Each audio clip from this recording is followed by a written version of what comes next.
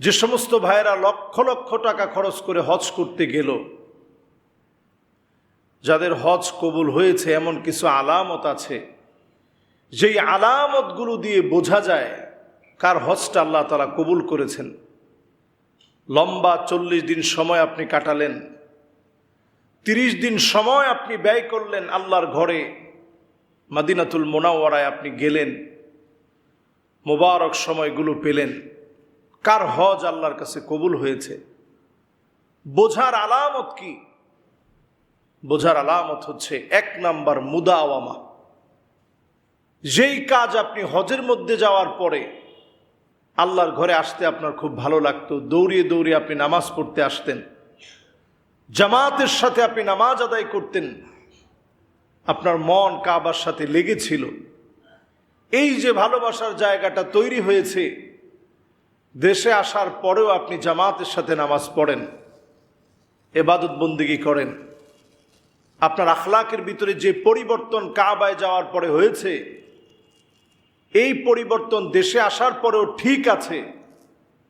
এমন ব্যক্তিদের হজ যিনি কবুল করেছেন তিনি কি? আল্লাহ।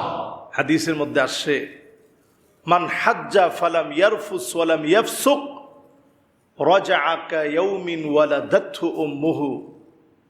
কেউ যদি হজ করার জন্য যায়, সেখানে গিয়ে যদি পাপাচার, অন্যায়, অবিচার না করে, গালমন্দ না করে, ঝগড়া বিবাদে যদি লিপ্ত না হয়, দেশে ফিরে আসবে এমন একটা অবস্থায় সদ্য প্রসূত শিশু বাচ্চা, তার যেমন কোনো গুনাহ থাকে না, এই রকম নিষ্পাপ বানায়া যিনি তাদেরকে দেশে ফিরাবেন তিনি কে? আল্লাহ। চিন্তা করেন, ছোট বাচ্চাদের মতো হয়ে ওনারা আসবে। একজন হাজী সাহেব হজ করবেন তো ঠিক তখন তার মানসিক পরিবর্তনে যখন এই পরিবর্তন আসবে, আমি আল্লাহর জন্য যাচ্ছি, আল্লাহকে হাজিরা দেওয়ার জন্য যাচ্ছি, আমি আল্লাহর সামনে আল্লাহকে হাজিরা দিয়ে বারবার বলবো লাব্বাইক আল্লাহুম্মা লাব্বাইক। আপনারা অবাক হবেন, অন্য সকল মানুষ মৃত্যুবরণ করার পরে তাদেরকে যেইভাবে কাফনের কাপড়টা জড়িয়ে দেওয়া হয়, ইহরামের কাপড় পরা অবস্থায় যদি আপনি মারা যান, নবীজি হাদিসের মধ্যে বলছে তার চেহারাটা যেন খোলা থাকে, সেজন্য এই খোলা চেহারা নিয়ে, ইহরামের পোশাক নিয়ে যেন আল্লাহর সামনে দাঁড়াতে পারে। পড়েন আল্লাহু আকবার। কি সৌভাগ্যের বিষয়! আমি সেদিন একটা ছবি দেখলাম, কয়েকটা লাশের ছবি দেওয়া, সবার চেহারাটা আটকানো, মাথার এখানে ঘিট দেওয়া, কিন্তু যেই লোকটা ইহরাম পরা অবস্থায় মারা গিয়েছে, সে ইহরামের পোশাক অবস্থায় আছে, চেহারাটা খোলা আছে। এই অবস্থায় আল্লাহ রাব্বুল আলামিন তাকে উঠাবেন। এই যে সৌভাগ্য আল্লাহ তাআলা হাজী সাহেবদের জন্য দিয়েছেন, আল্লাহ তাআলা কবুল করবেন তখন, ঠিক যখন আপনি আপনার অভ্যাস যেটা গড়েছিলেন মক্কা মদিনায় গিয়ে, সে অভ্যাস যখন দেশে আসার পরেও থাকবে, আপনার তাওবা ইস্তেগফার, আপনার কল্যাণকর কাজ, আপনার আচার আচরণের মধ্যে পরিবর্তন যখন আসবে, আগে মানুষকে গালিগালাজ করতেন, কষ্ট দিতেন, এখন মানুষের সঙ্গে সুন্দর আমল করেন, সুন্দর আখলাক দেখান। আম্মা জান আয়েশা সিদ্দিকা রাদিয়াল্লাহু তাআলা আনহা হাদিসের মধ্যে বলছেন, আদওয়ামুহা ওয়া ইন কাল্লা, সবচেয়ে প্রিয় আমল আল্লাহর কাছে ছোট আমল হোক, কিন্তু প্রতিনিয়ত সে আমলটা করা, যদি এটা আমাদের অভ্যাস হয়, তাহলে এই আমলের কারণে আল্লাহ রাব্বুল আলামিন আমাদেরকে সবচেয়ে প্রিয় বান্দাদের কাতারে আল্লাহ তাআলা শামিল করবেন প্রিয় আমলগুলো দিয়ে। পড়েন সুবহানাল্লাহ। ছোট ছোট আমল করেন আপনি, মানুষকে দেখলে আপনি হাসি মুখে আগে সালামটা দেন, মানুষকে দেখলে আপনি মানুষের হাল কি, শরীরের শারীরিক অবস্থা কি, হাসি মুখে এটা জিজ্ঞাসা করেন। একজন মানুষকে অন্তত আপনি মনের দিক থেকে কাউকে কষ্ট দেন না, এটা কেমন সওয়াবের কাজ! হাদিসের মধ্যে আসছে, ইন্না মিন আবাররিল বির আইয়ুদখিলাস সুরুর ফি কলবি আহাদিকুম, সবচেয়ে বড় সওয়াবের কাজ হচ্ছে একজন মানুষের মনের ভিতরে একটু আনন্দ প্রবেশ করিয়ে দেওয়া। জোরে বলেন সুবহানাল্লাহ।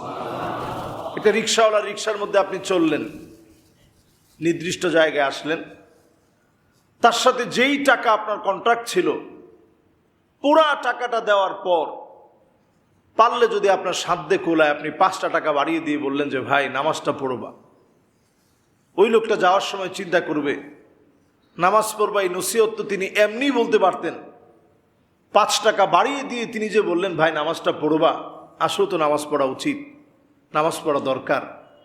এই যে তার মন থেকে আপনার জন্য একটা দোয়া আসবে, ওই দিনের সবচেয়ে সওয়াবের কাজ হিসেবে আল্লাহ এটাকে গণ্য করে দেবে। সুবহানাল্লাহ। এই জন্য যারা আমরা হজ থেকে আসি, যারা আল্লাহর ঘর দেখে আসি, যারা উমরা করতে যাই, আমার কারণে যেন কোনো হাজী সাহেবকে মানুষ গালি দিতে না পারে। অনেক সময় আমরা বলি যে লোকটা হজ করলে হবে কি, হাজি আরো বেশি পাজি। নাউজুবিল্লাহ বলেন। এই যে আপনি হাজি আরো বেশি পাজি বললেন, আপনি মারাত্মক একটা অন্যায় করলেন। একজন হাজী সাহেবের সাথে আপনি পাজি লাগাতে পারেন না, আবার হাজী সাহেব নিজেও তার নামের মধ্যে হাজি লাগাতে পারে না। আমাদের বাঙালিদের অভ্যাসের মধ্যে এমন কিছু অভ্যাস আছে, যেই বছর প্রথম উমরা হজ করতে গেলাম, হজে যাওয়ার পর জামারায় যখন পাথর নিক্ষেপ করতে যাব, তা আমি আমার সঙ্গী যারা ছিল, এদের বাহিরেও যারা অন্যান্য তাঁবুতে ছিল, সবাই তখন আমাকে ডেকে ডেকে নিত যে হুজুর কিছু নিয়ম কানুন বলেন। তো সবারে বলতেছি যে এখন আর কোনো সমালোচনা করেন না, আলহামদুলিল্লাহ হজের কার্যক্রম একেবারে শেষের দিকে। তো আমার বলতেছে হুজুর এখন কোথায় যেতে হবে? বললাম এখন পাথর নিক্ষেপ করতে যেতে হবে। বলতেছে হুজুর পাথর নিক্ষেপ করতে দূরে যাওয়া দরকার নেই, যেই মুআল্লিম আমাদেরকে আনছে তার মাথায় পাথর মারলে আল্লাহ বেশি খুশি হবে। তো চিন্তা করেন, আপনি ইহরামের পোশাক পরার পরে যদি আপনি এই কথা বলেন, মুআল্লিমের মাথায় যদি পাথর মারি তাহলে হুজুর আল্লাহ বেশি খুশি হবে, এত দূরে গিয়ে পাথর মারার দরকার নেই। এই একখান কথার কারণে আপনার হজ ত্রুটিপূর্ণ হয়ে যাবে। প্রিয় ভাইয়েরা আমার, যারা আমরা এখন এই মুহূর্তে কথাগুলো শুনছি, প্রত্যেকে আসুন আমলের মধ্যে একটা পরিবর্তন আনি। আমরা নিজেরা নিজেদের ইহতিসাব করি। হাসিবু ক্বাবলান তুহাসাবু, নিজেকে হিসাবের কাঠগড়ায় দাঁড় করিয়ে প্রতিনিয়ত আপনি হিসাব করেন, আমার কয়টা গুনাহ আছে, আমি কয়টা অন্যায় করেছি। যদি এইভাবে করে চিন্তা আমরা করতে পারি, আপনি শুধুমাত্র সওয়াবের কাজ করেন নাই।